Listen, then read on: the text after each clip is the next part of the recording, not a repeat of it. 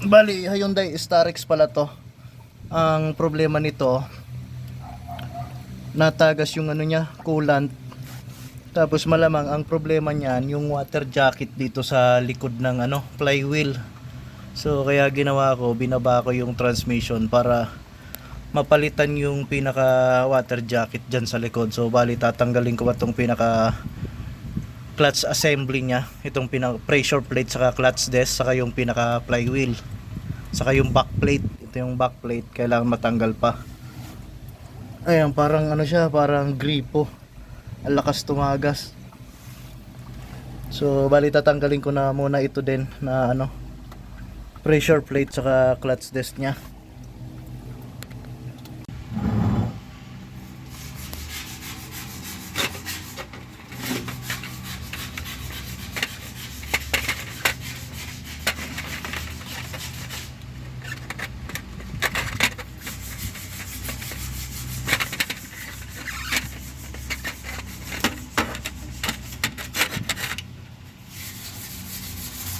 Ayan, natanggal ko na.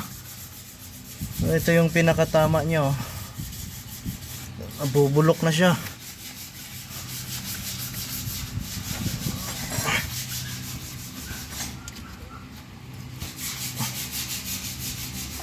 Ayan, oh. Ayan ang pinakasira niya, yung water jacket na yan. So nga lang, hindi mo mapapalitan yan hanggat di mo binababa yung transmission, saka hindi tinatanggal yung pinaka flywheel dito. Bali yan ang papalitan natin dyan.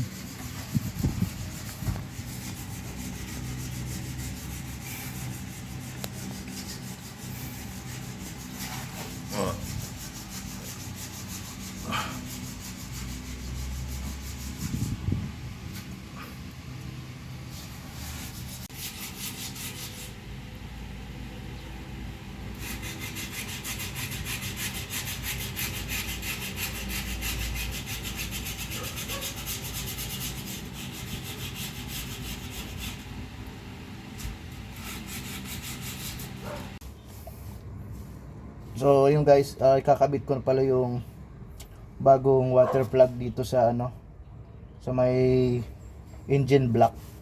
Ito yung bago na ikakabit ko ngayon.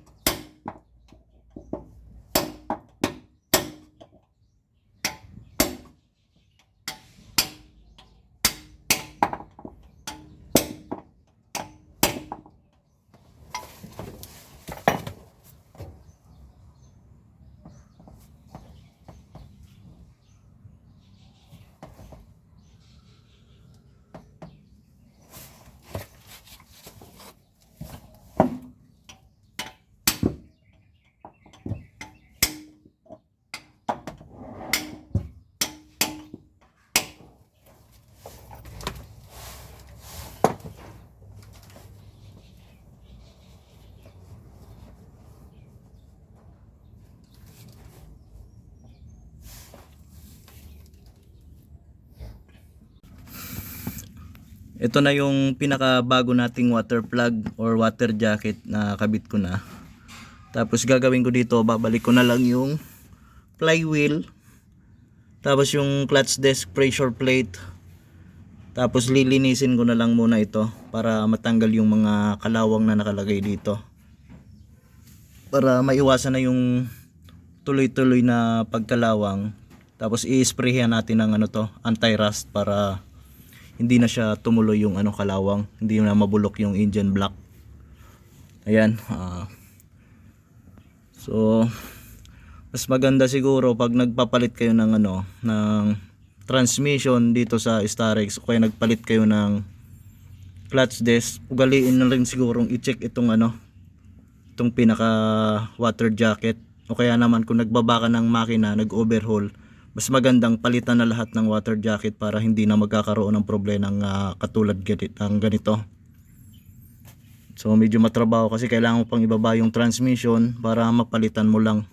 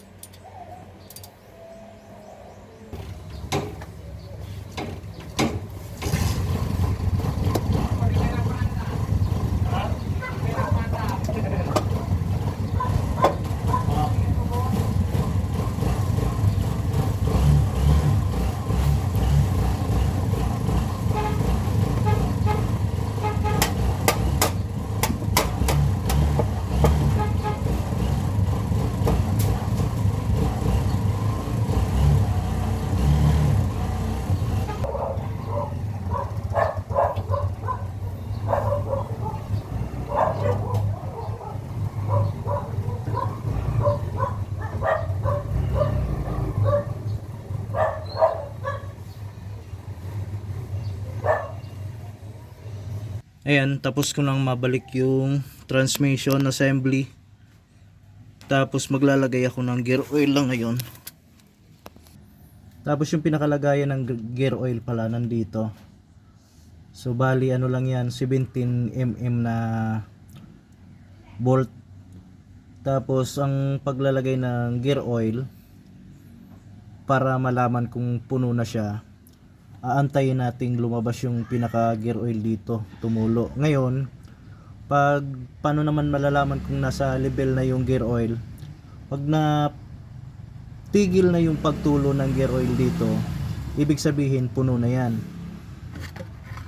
So ngayon ang gagawin natin, ilalagyan na natin ng ano yan, ng gear oil.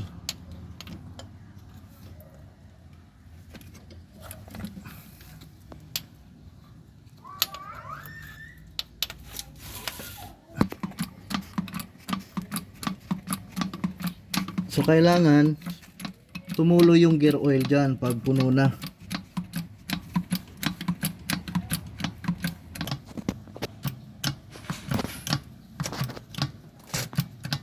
So ayan, ibig sabihin yan, may tumutulo na. Ano na yan, nasa level na yung gear oil. So ang gagawin na lang natin dyan, para tuluyang malibel yung pinaka gear oil nya, kailangan yung tulo na yan tumigil. So wala na dapat yan tutulo na gear oil palabas. Pag nawala na yung tulo na gear oil palabas, ibig sabihin nasa level na yung ano niyan, pinaka gear oil nya. So doon na natin siya tatakpan. Yan guys, pag ganyan na lang yung tumutulo, pwede na nasa ilagyan ng ano, sara. So ibig sabihin pag ganyan na yung ano ng gear oil, patak-patak na lang, pwede na yan isara. So ibig sabihin nasa level na yan. So ayun lang, gagawin ko na lang dito, i-start tapos obserbahan kung mayroon pa bang tutulong tubig.